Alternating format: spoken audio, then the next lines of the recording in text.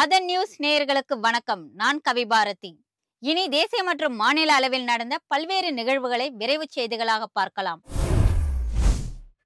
ஈரோடு கிழக்கு தொகுதி இடைத்தேர்தலில் போட்டியிடும் திமுக மற்றும் நாம் தமிழர் கட்சியின் வேட்பாளர்களின் மனுக்கள் ஏற்கப்பட்டுள்ளன. சுயேட்சையாக போட்டியிடும் அதிமுக பிரமுகர் செந்தில் முருகன் உட்பட மொத்தம் 55 பேரின் வேட்புமனுக்கள் ஏற்கப்பட்டுள்ளன.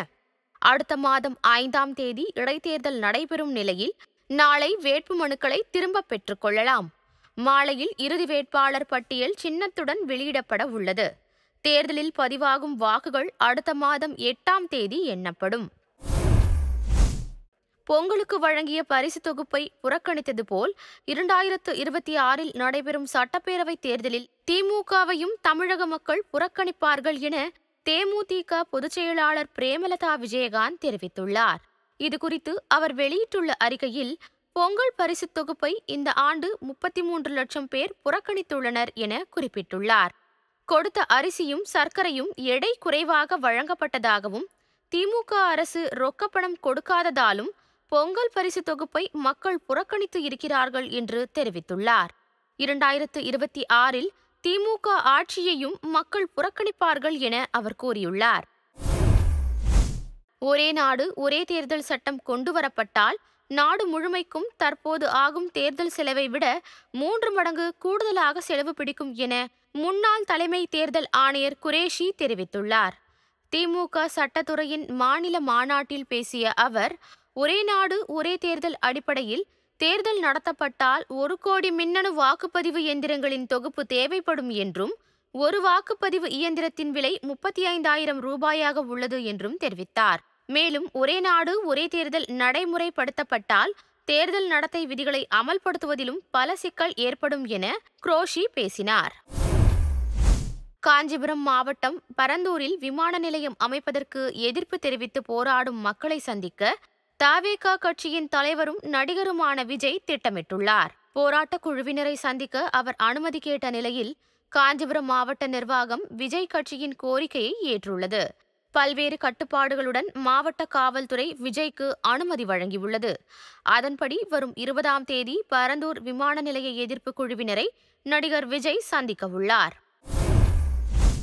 காவலர்களிடமே திருடர்கள் கைவரிசை காட்டும் அளவிற்கு தமிழகத்தில் சட்டம் ஒழுங்கு சீர்குலைந்திருக்கிறது என அமமுக பொதுச் செயலாளர் டிடிவி தினகரன் விமர்சித்துள்ளார்.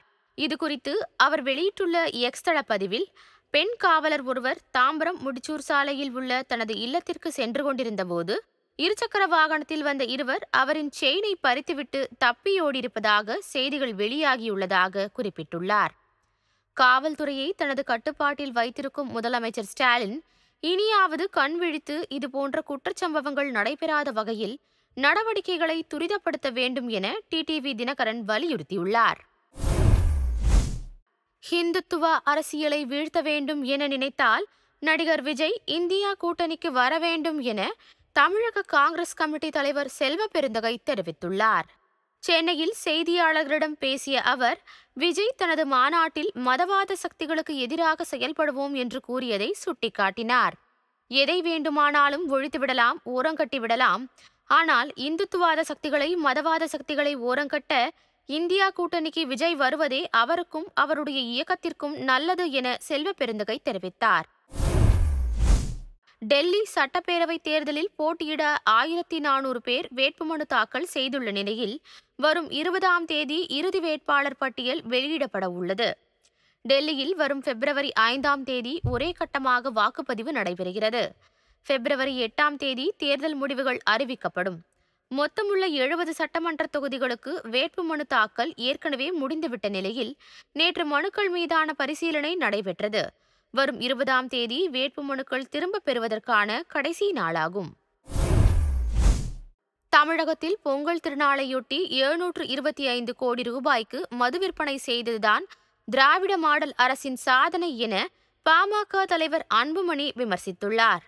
இதுகுறித்து அவர் வெளியிட்டுள்ள அறிக்கையில், கடந்த ஆண்டை விட 47 கோடி ரூபாய் அதிகமாக மது விற்பனை செய்யப்பட்டிருப்பது இந்த ஆண்டு அதிக குடும்பங்கள் கண்ணீர் வடித்திருக்கின்றன என்பதையே காட்டுகிறது என குறிப்பிட்டுள்ளார். தமிழ்நாட்டில் மூளைக்கு மூளை கஞ்சாவும் மதுவும் தான் தாராளமாக கிடைக்கின்றன என குற்றம் சாட்டிய அன்புமணி, இந்த நிலையை மாற்ற மதுக்கடைகளை படிப்படியாக மூடி மதுவிலக்கை ஏற்படுத்த வேண்டும் என வலியுறுத்தியுள்ளார். கொல்கத்தா பெண் மருத்துவர் கொலை வழக்கில் கைது செய்யப்பட்ட சஞ்சய் ராய் குற்றவாளி என நீதிமன்றம் தீர்ப்பு வழங்கியுள்ளது.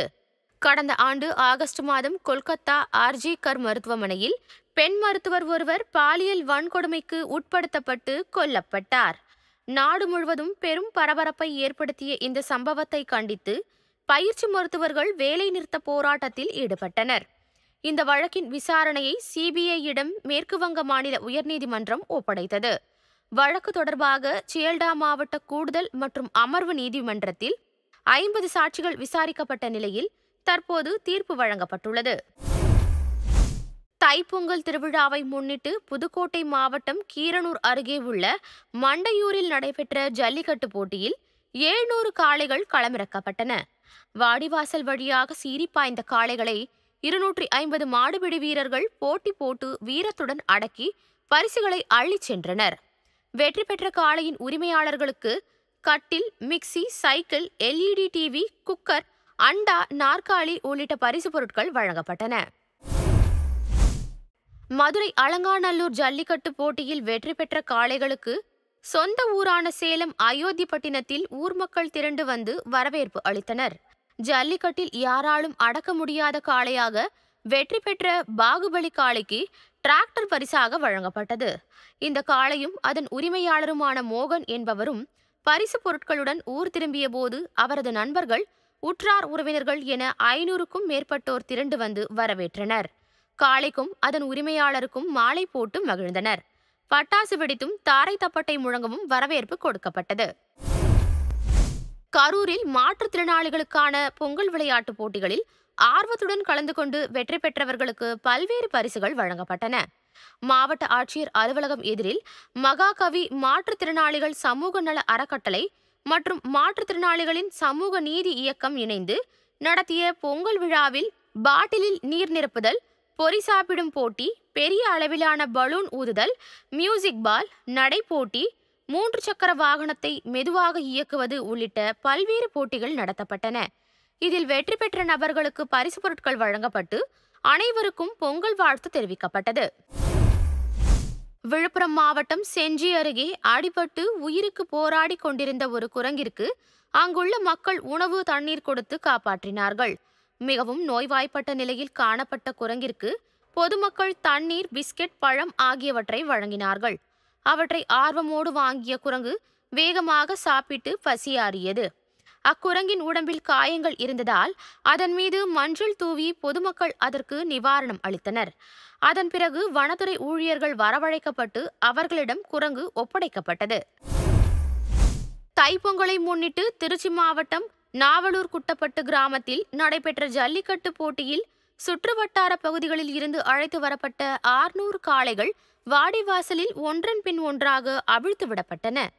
துள்ளி குதித்த காளைகளை அடக்க இளைஞர்கள் களமாடியதை பார்வையாளர்கள் ஆர்வமுடன் கண்டுகளித்தனர். சுமார் 400 மாடுபிடி வீரர்கள் இந்த போட்டியில் பங்கேற்றனர். வீரத்துடன் காளைகளை அடக்கிய இளைஞர்களுக்கு தங்கம் மற்றும் காசுகள், குளிர்சாதன பெட்டி, டிவி, சைக்கிள், பீரோ, குக்கர், கிரைண்டர், மிக்சி, கட்டில், சீலிங் ஃபேன் போன்ற பல பரிசுகள் வழங்கப்பட்டன. வெற்றி பெற்ற காளையின் உரிமையாளர்களுக்கும் பரிசுகள் வழங்கப்பட்டன. ICC சாம்பியன் கோப்பை கிரிக்கெட் போட்டிக்கான இந்திய அணி அறிவிக்கப்பட்டுள்ளது. தலைமை தேர்வாளர் அஜித் அகர்கர் மற்றும் கேப்டன் ரோஹித் சர்மா ஆகியோர் கூட்டாக அணியை அறிவித்திருக்கிறார்கள். ரோஹித் சர்மா கேப்டனாகவும் சுப்மன் கில் துணை கேப்டனாகவும் நியமிக்கப்பட்டுள்ளனர். ஷ்ரேயஸ் ஐயர் மீண்டும் அணியில் இடம் பிடித்துள்ளார். 15 பேர் கொண்ட அணியில் விராட் கோலி, KL ராகுல், ஹர்திக் பாண்டியா, அக்ஷர் பட்டேல், வாஷிங்டன் சுந்தர், குல்தீப் யாதவ், பும்ரா, முகமது ஷமி, ஹர்ஷ்தீப் சிங், ஜெய்ஷ்வால், ரிஷப் பந்த் ஆகியோர் இடம்பெற்றிருக்கிறார்கள். மறைந்த முன்னாள் அமெரிக்க அதிபர் ஆப்ரஹாம் லிங்கன் பயன்படுத்திய பைபிள் மீது டொனால்ட் ட்ரம்ப் உறுதிமொழி ஏற்க உள்ளார்.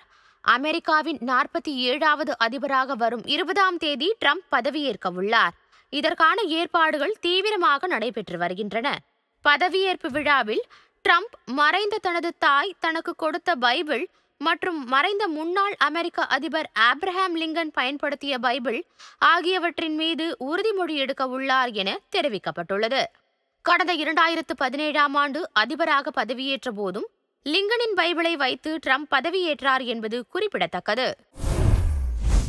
சேலம் மாவட்டம் சங்ககிரி RS நட்டுவம்பாளையம் அருகே அரசு பள்ளி ஓய்வு அலுவலக உதவியாளர் வீட்டின் பூட்டை உடைத்து 56 சவரன் நகைகளை திருடப்பட்ட சம்பவம் குறித்து போலீசார் விசாரணை நடத்தி வருகின்றனர்.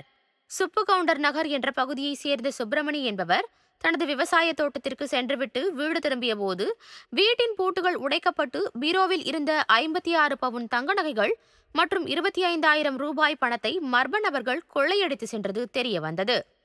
இதுகுறித்து அங்கு பதிவான CCTV காட்சிகள் மூலம் போலீசார் விசாரணை நடத்தி வருகின்றனர். சென்னையில் ஒரு சவரன் ஆபரண தங்கம் 59,480 ரூபாய்க்கு விற்பனை செய்யப்படுகிறது. 1 கிராம் தங்கம் 7,435 ரூபாய்க்கு விற்பனையாகிறது. கடந்த 2 நாட்களில் மட்டும் தங்கம் விலை சவரனுக்கு 880 ரூபாய் அதிகரித்துள்ளது என்பது குறிப்பிடத்தக்கது. 1 கிராம் வெள்ளி 104 ரூபாய்க்கு விற்பனை செய்யப்படுகிறது. கன்னியாகுமரி, திருநெல்வேலி, தூத்துக்குடி, ராமநாதபுரம் மற்றும் தென்காசி மாவட்டங்களில் இன்று ஓரிரு இடங்களில் கனமழை பெய்ய வாய்ப்புள்ளதாக சென்னை வானிலை ஆய்வு மையம் தெரிவித்துள்ளது. சென்னை மற்றும் புறநகர் பகுதிகளுக்கு உட்பட்ட ஒரு சில இடங்களில் மிதமான மழை பெய்யக்கூடும் என்றும் காலை வேளையில் லேசான பனிமூட்டம் காணப்படும் என்றும் வானிலை ஆய்வு மையம் தெரிவித்துள்ளது. இத்துடன் இந்த செய்தி அறிக்கை நிறைவடைகிறது. வணக்கம்.